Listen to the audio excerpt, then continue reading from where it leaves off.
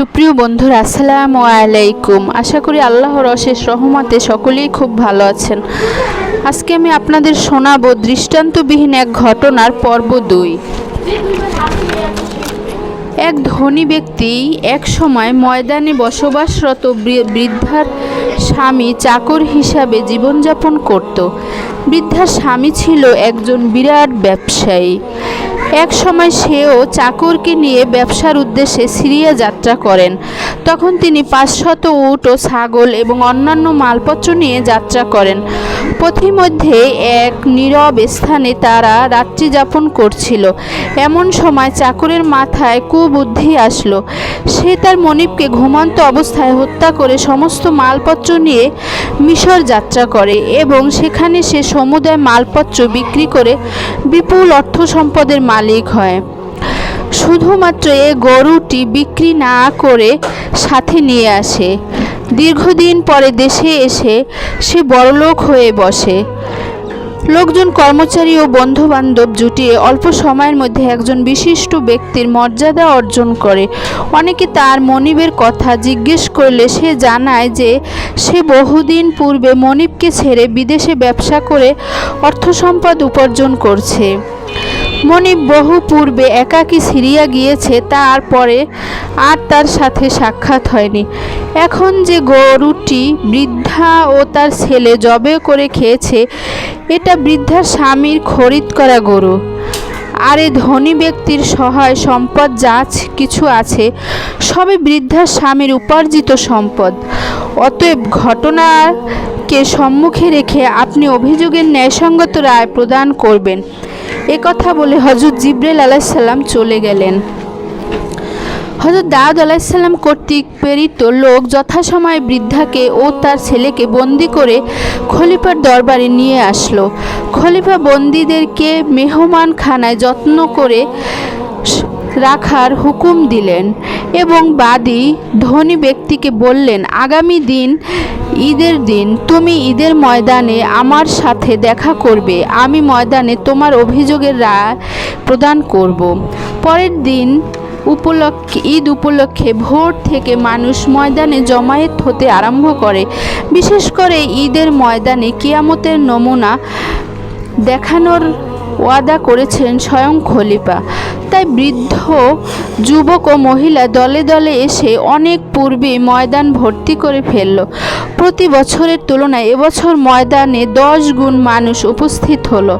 হযরত দাউদ আলাইহিস সালাম প্রথমে সুললিত কণ্ঠে জবুর কিতাব পাঠ করলেন। মানুষ তার সুকণ্ঠের তেলাওয়াতে মন্ত্রমুগ্ধের ন্যায় নিশ্চল ও তন্ময় হয়ে রইল। তারপরে দিনের তালিম সম্পর্কে কিছুটা খুতবা পেশ করলেন। সবশেষে গরুর মালিককে, জবেকারী বৃদ্ধা এবং তার ছেলেকে খলিফার সম্মুখে হাজির করা হলো। প্রথমে খলিফা গরুর মালিককে বললেন, বৃদ্ধা অভাবের তাড়নায় তোমার গরু জবে করে খেয়েছে। এদের অভাব মোচনের ক্ষেত্রে আমার তৎপরতা থাকা উচিত ছিল, কিন্তু আমি যথাসময়ে সেটা করতে ব্যর্থ হয়েছি। ফলে এরা তোমার গরুটিকে জবাই করে খেতে বাধ্য হয়েছে। অতএব তুমি ওদেরকে ক্ষমা করে দাও।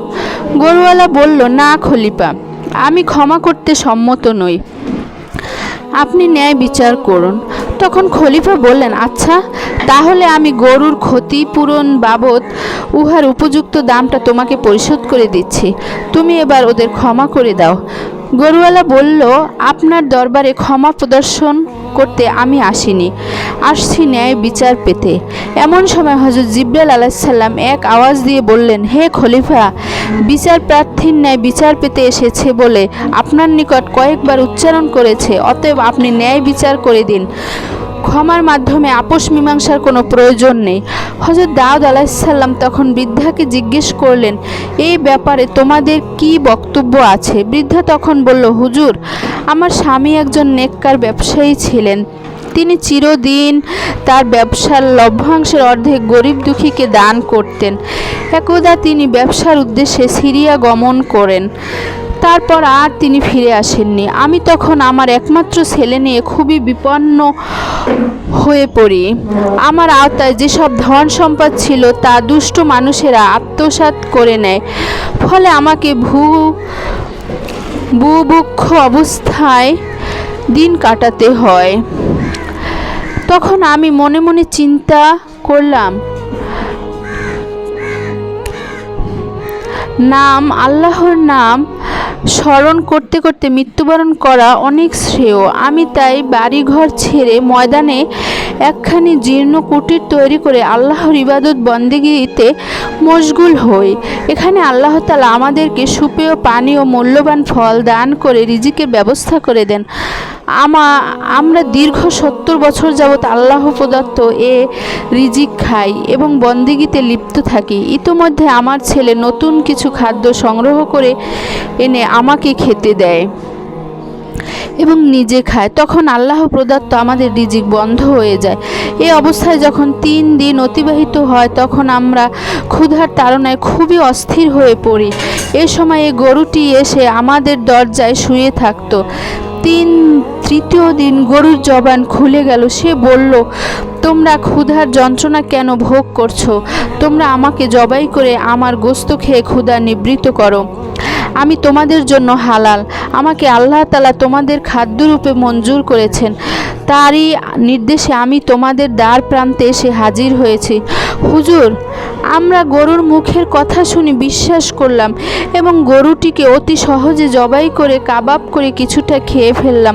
এমন সময় দেলালা নামক এক মহিলা গিয়ে গরুর বিষয়ে আমাদের নিকট অনুসন্ধান করে আসে। পরবর্তী সময়ে আপনার লোক গিয়ে আমাদিগকে এখানে নিয়ে আসে।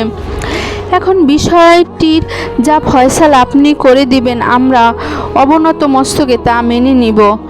হযরত দাউদ আলাইহিস সালাম উভয় পক্ষের বক্তব্য পরে উপস্থিত জনতার মাঝে নিজ রায় প্রদান করে বললেন, হে গরুর দাবিদার, তুমি একটি দুরন্তর মানুষ। তুমি একজন লুণ্ঠনকারী ও হত্যাকারী। তুমি আজ যে সম্পত্তির অধিকারী সে সম্পদের প্রকৃত মালিক এ বৃদ্ধার স্বামী। সে হিসেবে এখন গরুর মালিক এ বৃদ্ধা ও তার ছেলে। এমত অবস্থায় যার গরু সে জবাই করেছে তাতে তাদের কোনো অপরাধ হয়নি। একথা শুনে গরুর দাবিদার ধনী ব্যক্তি বলল, খলিফা, আমি আপনার নিকট ন্যায় বিচারের জন্য এসেছিলাম, কিন্তু আপনি তো আরম্ভ করে দিলেন কাল্পনিক কিচ্ছা। আপনি যা বলছেন তা সত্য নয়।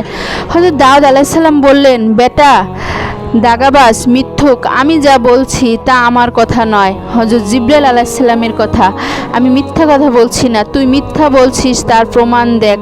এই বলে হযরত দাউদ আলাইহিস সালাম, হে অপরাধীর হাত পা অঙ্গ প্রত্যঙ্গ, তোমরা এর ব্যক্তির কার্যাবলীর সঠিক সাক্ষী প্রদান করো। তখন তার জবান বন্ধ হয়ে গেল আর হাত বলে উঠল, হুজুর, আপনার মন্তব্য সত্য। আমি ছুরি দিয়ে ওর মনিবের গলা কেটেছি এবং সমস্ত মালপত্র সাজিয়ে গুছিয়ে মিশর বাজারে নিয়ে বিক্রি করতে সাহায্য করেছি। তার পা বলল, হে খলিফা, আপনার মন্তব্য অক্ষরে অক্ষরে সত্য। এ হত্যাকাণ্ড ও মালপত্র বিক্রি ও অন্যান্য অপরাধমূলক সে আমার সাহায্যে নিয়েছে। নাক, কান, চুল হতে আরম্ভ করে তার সকল অঙ্গ প্রত্যঙ্গ এক এক করে ঘটনার সত্যতা স্বীকার করল। তখন হযরত দাউদ আলাইহিস সালাম বললেন, আল্লাহর শরীয়ত অনুসারে এ ধনী ব্যক্তির সকল ধন সম্পদ বৃদ্ধাকে দিয়ে দাও এবং একে এ মুহূর্তে কতল করে দাও। অল্প সময়ের মধ্যে খলিফার আদেশ কার্যকরী হলো। ঈদের ময়দানে খোলা জায়গায় তার মৃত্যুদণ্ড কার্যকরী করা হলো এবং দেশ রক্ষা বাহিনী পাঠিয়ে তার সকল সম্পদ বাজেয়াপ্ত করে বৃদ্ধার মালিকানায় পৌঁছিয়ে দেওয়ার ব্যবস্থা করা হলো। বৃদ্ধা ও তার ছেলে খলিফার রায় শুনে ময়দানে সিজদারত হলেন। বনী ইসরাইলেরা সমস্ত ঘটনা দেখে আল্লাহ তাআলার উপর অধিক আস্থাবান হলো। হযরত দাউদ আলাইহিস সালাম বললেন, তোমরা কিয়ামতের এক বিরাট আলামত দেখলে। পৃথিবীতে যে যা কিছু করো না কেন তার সত্যতা প্রমাণের জন্য তোমাদের অঙ্গ প্রত্যঙ্গের সাক্ষ্য প্রদান যথেষ্ট। কিয়ামতের দিন এরাই হবে তোমাদের কৃতকর্মের প্রধান সাক্ষী। অতএব তোমরা কিয়ামতের ভয়াবহ দিনে উদ্ধার লাভের নিমিত্তে পূর্ণ শরীয়ত পালনের প্রতিজ্ঞা নাও। এটাই তোমাদের মুক্তির প্রকৃত সনদ। বন্ধুরা, আমার ভিডিওটা যে পর্যন্তই, সবাই শুনবেন, ইনশাআল্লাহ সবার ভালো লাগবে। মা বোনরা সতর ঢেকে নামাজ পড়বেন, নতুবা আপনাদের নামাজ কবুল হবে না। সবাই ভালো থাকবেন, সাবধান থাকবেন, নিরাপদে থাকবেন। আসসালামু আলাইকুম।